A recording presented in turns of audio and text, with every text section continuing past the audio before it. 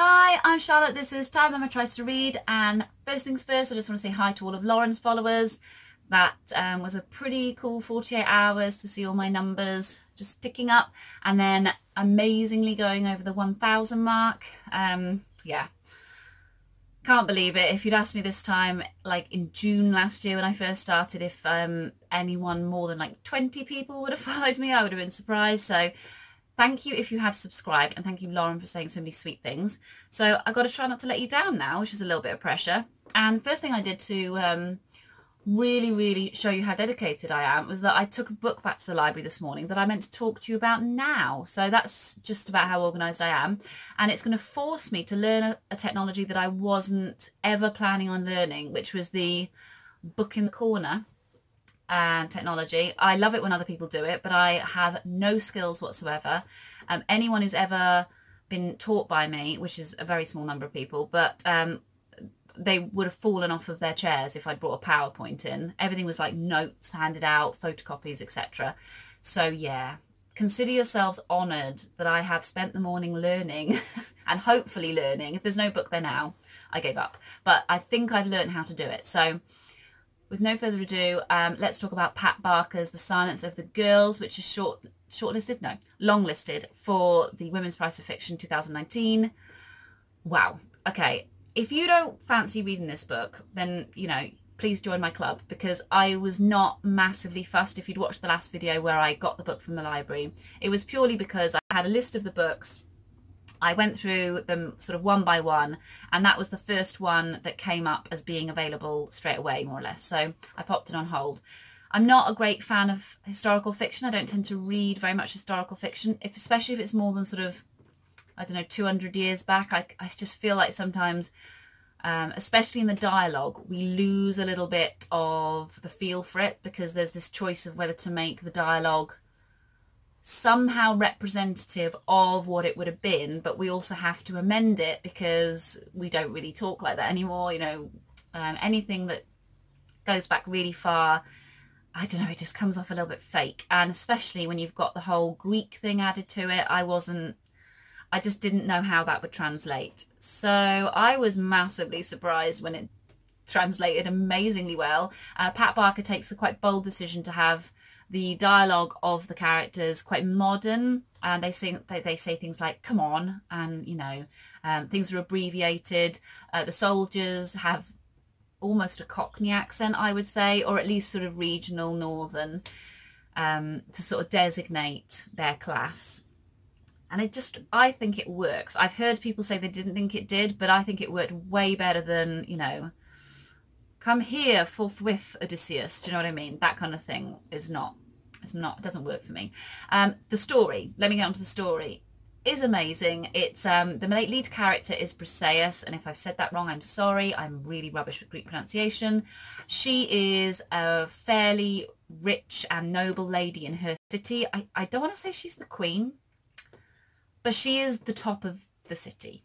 Maybe like a lady, I don't know. Her city is sacked by the Greeks, and she is taken along with many other women to be given as prizes to the soldiers. And because she is the top-notch lady, she is given to Achilles. And Achilles is not only obviously a huge member of the Greek army who has slaughtered many people, he also slaughtered her brothers, and I think her husband as well. So she's traumatized by the fact she is now going to be his slave. And by slave, they mean person who is going to do any of his bidding, but also mostly his bed companion, I think they call it in the book. Pat Barker doesn't take us into gory details about what happens in the sex scenes, basically. And I'm glad for that, because it's voyeuristic, I think. But she doesn't spare any detail of how awful it is. So you get told things around the campfire when the women are sort of cooking their dinner or sort of making healing potions. They discuss how awful things are as best they can, but you aren't giving that. I think a male writer might have done this voyeuristic, well, we'll see everything that happens in the bedroom scenes and we'll be horrified, but it'll also be made vaguely sexy in a very uncomfortable way. She doesn't do any of that, and I'm glad. I think just shows what happens when a female writer talks about women in war, just way more successful. So I've been reading War and Peace at the same time as this, and I found the greatest contrast to be the fact that we're seeing into the interior lives of women, and that was what really made the myth retelling worth it for me. You've got a whole load of famous names, you know the stories. It's been ages since I've read the Iliad, but I know the basics of what happens when they camp outside Troy and they start to fight the Trojans. What I found incredible was that in the myth there is no real conveyance of what actually happens to women and children at that time. And what Pat Barker does is she brings children and women to the fore, and you're just absolutely horrified. And whilst this is a myth, obviously the historical aspects of that time have been incorporated, and I don't even think just the whole fact that it's set in this one place in the world at this one time really changes how universal her description of what war is like for women and children is. I just think it's a novel for our times. No matter how far away we are from that Greek setting, that mythological setting, her message about the importance of women and children and what men do to them is just, I think it was incredible. Very emotional book. I would say it's going to be a contender for one of my top books of the year. And even though I had to take it back to the library, I will be getting it in paperback when it comes out, and I might fail and end up getting it in hardback, but I'm going to try really hard to wait because I've read it now. So yes, go and read it. It is one I don't know how the others are going to compare. I've read Milkman that's up for it, and I think I've got Mrs. Hancock's, is it Mrs. Hancock and the Mermaid or Mrs. Hancock's Mermaid? I can't remember, but I've got that one. And I've just gone and got another book out of the library when I replaced it, which is Swan Song by Kaylee Greenberg-Jephcott. So that's on the women's prize. I don't tend to read prize sort of shortlists or long lists. No particular reason why. I just sort of wait for a book to appeal to me, and if it's on a list, great. If it's not, fine. But I don't know, something's compelled me to read as many of them as I can. The ones that I fancy anyway. So this is another one. This is about Truman Capote, the writer, who, if you didn't know him, just Google him. He was a short little man, spectacled. There's a great picture of him dancing with Marilyn Monroe. That's one of my favourites. And he befriended the most glamorous, beautiful women in the world, the actresses and movie stars of his time, the greats of his time. And he became their confidant. They told him lots of secrets, and he decided somehow that in order to honour them, he thought it was honouring them, he would publish their secrets in a fictional style so as to protect their identity, so he thought. But of course they weren't happy in any way when they saw that, and in many cases it wasn't difficult to figure out who was who. So he called the ladies his swans, which is why this is called Swan Song, and it's a fictionalized account of why he did it and what happened. I just never heard of a topic quite like that, so I think that's incredible in itself to have come up with that as a concept for a novel, which makes me excited. I'm taking this away with me. I'm going away this weekend with a small person, so I don't know how much reading I'll get done. We're going to be on lots of water slides and stuff like that, so we'll see. If I read it this weekend, I will be amazed, but I'm going to aim high.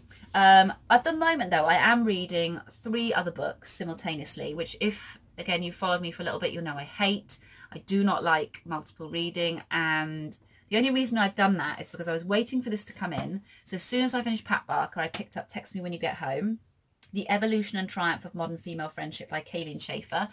And about a third of the way through. It's really good so far. I was a little bit worried it would kind of cut off at the age of 30, where, the writer looks younger than 30. So I kind of thought it would take us up to her experiences and then it would just stop. And, I'm not 30, I'm over 30, so I kind of wanted to know what happens next. But she doesn't do that. She follows her mother's life. She talks, she's obviously interviewed her mother and other relatives. She talks about her grandmother, how friendships have changed, how when you have a family, your friends kind of drop off the face of the earth, how they're important again in retirement, and how modern women prioritise friendship even when they do have children and families. I am guilty of not prioritising friendship for many reasons, so this is quite an interesting read for me. It's referencing a lot of American pop culture that I'm not necessarily familiar with. Pop culture now in America I'm reasonably up to date with, because you've got things like Netflix. Everything's just so accessible on the internet. But when we're talking back in the 80s and 90s, it was just terrestrial TV and you didn't have your mobile phone on you. So some of it I don't understand firsthand, and I kind of feel like I need to go back and watch all of these films and TV shows that she's name dropping. But I am enjoying it, and I think she has got something to say. And so far there's a really, really lovely anecdote about when she goes back to meet the queen bee of her high school, which I found really beautiful. So I know a few of you've got that. So let me know if you've started it yet, and I'll tell you how it carries on. I think I'm going to enjoy it more than this next one, which I'm pairing with this. I kind of feel like, even though I really want to get these multiple reads out the way so that I can just focus on one book as best I can, I do feel like I just want to get this done.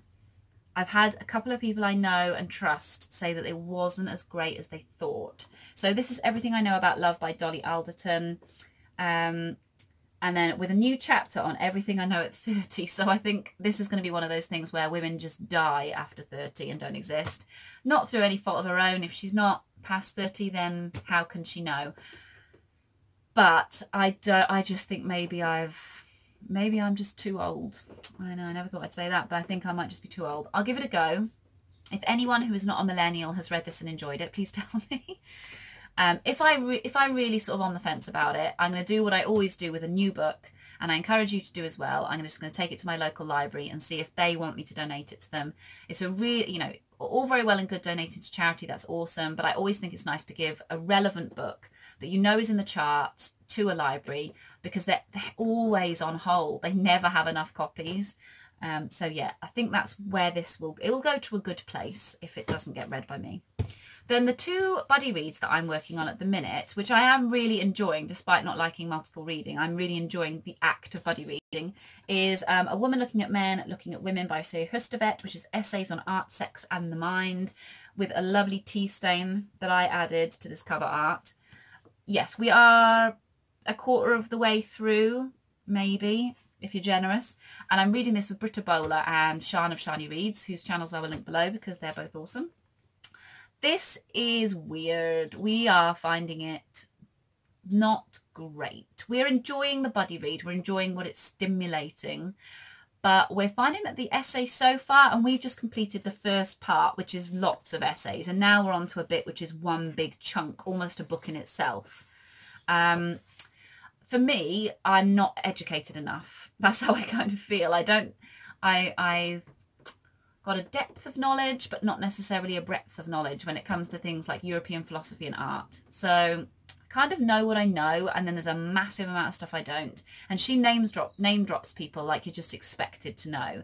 So there's an element of there's an assumption there that you're educated to a certain level and in a certain way. I mean, she will admit she reads thousands of essays every year in science journals, psychology journals, philosophy journals.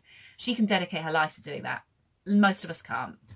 And I don't know if we'd want to. So she has got a little bit of a what's the word?